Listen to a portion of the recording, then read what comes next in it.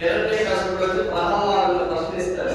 మీరు చూసుకుంటారు, మీ దేవుడు ఎక్కడ ఉన్నాడు అని అడుగుతాడు అన్నమాట. ప్రహ్లాదుడు తండ్రి హిరణ్యకశిపుడు ప్రహ్లాదుడు చెప్తాడు, ఇందుకన్నా ఏడు సందేహం వలదు చెప్పి సర్వోపగతుడు ఎన్నందు వెతకి చూసిన అందందే గలడు దానవాక్యాలు వింటే. ఈ స్తంభంలో ఎక్కడైనా నీ దేవుడు కనపడతాడో చూపించిన వాళ్ళ తండ్రి అడిగితే ప్రహ్లాదుడు తండ్రి ఎవరు? హిరణ్యకశిపుడు. అప్పుడు ఈ గరుడ స్తంభాల్లో ఏ స్తంభంలో ఉన్నాడో చూపించాడు అనమాట.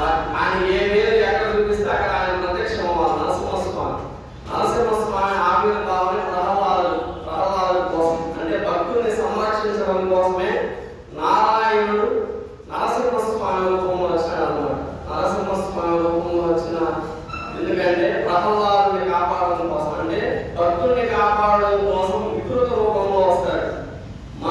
మనిషి దేహము ముఖం వచ్చే సింహ రూపంలో వస్తాడనమాట. అప్పుడు ఆయన ప్రహ్లాదుని చూపించినప్పుడు ఆయన స్తంభం నుండి బయట వచ్చినప్పుడు హిరణ్యకశిపుడిని చంపేస్తాడు, సంహరించి ఆయన పేగుల్ని ఆయన రక్తాన్ని తాగేస్తాడు నరసింహస్వామి. పేగుల నుంచి మెడలో వేసుకుంటాడు అనమాట. అంత కోపంగా అంత భీకరమైన రూపంలో వస్తాడు నరసింహస్వామి. హిరణ్యకశిపుడిని సంహరించి ఆ కోపాగ్ని అంటే ఆ రాక్షసుడిని ఈయన రక్తం సేవించడం వల్ల ఈయన కొంచెం క్రోధ రూపంలోకి వెళ్ళిపోతాడు అన్నమాట. 14 గోల బాంధవులు తట్టుకోలేని స్థితిలోకి వెళ్ళిపోతాడు నరసింహస్వామి. ఆ నరసింహస్వామి క్రోధాన్ని తగ్గించడం కోసమే సర్వేశ్వరుడు, అంటే మనకంటే కోపంగా ఉండే వాళ్ళని చూస్తే మనం ఎలా తెచ్చుకుంటామో అట్లా నరసింహస్వామిని చూసి సర్వేశ్వర స్వామిని చూసి నరసింహస్వామి తెలుసుకున్నారు అనమాట. నరసింహస్వామి ఈశ్వరుడు ఆ రూపంలో ఎలా వచ్చాడంటే మహాకాళి, మహాలక్ష్మి, మహాసరస్వతి. ఈశ్వరుడిలోకి ఈ ముగ్గురు అమ్మవారు నిశ్శబ్దమైతే నేను ఆ రూపాన్ని దాలుస్తాను అనమాట. అప్పుడు ఆయన ఏం చేస్తాడంటే సగం వచ్చి మనుష్య దేహం, కింద వచ్చి సింహం దేహం ఉంటుంది. ముఖం వచ్చి నరసింహస్వామి ముఖం సింహ ముఖంతోనే ఉంటుంది. కుడి రెక్క వచ్చి ప్రత్యేకరాదేవి నిశ్శుద్ధమైంది. ప్రత్యేకరాదేవి ఎప్పుడైతే ఆయన నిశ్శుద్ధం అవుతుందో అప్పుడు ఆయన ముఖం వచ్చి సింహ ముఖంగా మారుతుంది. ఎడమ చేతిలో వచ్చి సూర్యుని దుర్గా అనే అమ్మవారు ఉంటుంది.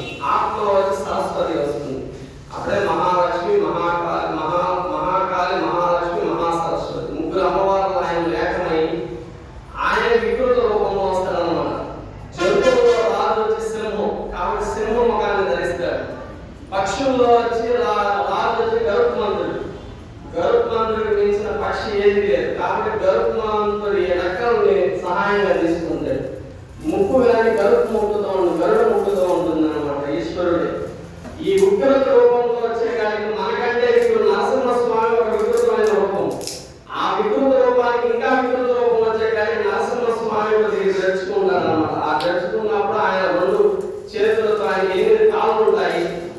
4 కాళ్ళు భూమిని తాకుండా 2 కాళ్ళు వచ్చి ఆకాశాన్ని చూపిస్తాయి. 2 కాళ్ళతో వచ్చి నరసింహస్వామిని పట్టుకొని ఉంటారు అనమాట. అట్లా తీసుకుని అంతరిక్షానికి వెళ్ళిపోతారు. ఆ నరసింహస్వామి కోపాగ్ని అంత శాంతపరిచినాయన కాబట్టి ఈయన సర్వేశ్వరుడు. మనల్ని ఎవరన్నా ఇబ్బంది పెట్టుకున్నా, మన మీద ఎవరన్నా కోపంగా ఉన్నా, మనకి ఏదైనా కోర్టు సమస్యలు ఉన్నా, మనకి ఏదైనా భూ సమస్యలు ఏదైనా ఉన్నా, మనం చాలా ఇబ్బంది పెడుతున్న వాళ్ళకందరికీ సర్వేశ్వర స్వామి హోమం చేసుకోవడం వల్ల సర్వేశ్వర స్వామి అర్చన, అష్టోత్తరం, సర్వేశ్వర స్వామి అభిషేకం ఇలాంటివి చేయడం వల్ల మన కుటుంబాన్ని మనం రక్షిస్తారు. కాబట్టి ఓం సర్వేశ్వరాయ స్వాహ, ఓం జరిగేంతసేపు ఓం సర్వేశ్వరాయ స్వాహ అంటుండండి. ఈయన పూర్తి చిత్రంలో అక్కడ పెయింట్ వేసుకున్నారు. ఒకసారి చూడండి, వెనకాల అక్కడ పెద్ద రూపం వేసుకున్నారు స్వామి. ఆ రూపాన్ని చూడండి. కుడి రెక్కలో వచ్చే ప్రత్యేకరాదే ఉంటుంది, ఎడమ రెక్కలో సూర్యుని చుట్టూ ఉంటుంది, ఆత్మలో సరస్వతి ఉంటుంది. 2 చేతులతో నరసింహస్వామిని పట్టుకొని ఉంటారు. ఒకసారి లేచి చూడండి అమ్మా, అందరూ చూడండి, అక్కడ చూడండి, వెళ్ళి ముందుకెళ్ళి చూడండి స్వామి ఎలా ఉన్నాడు. ఆయన ఎలా ఉన్నాడో అలానే ఆ రూపమే వచ్చిందన్నమాట. సర్వేశ్వరుడు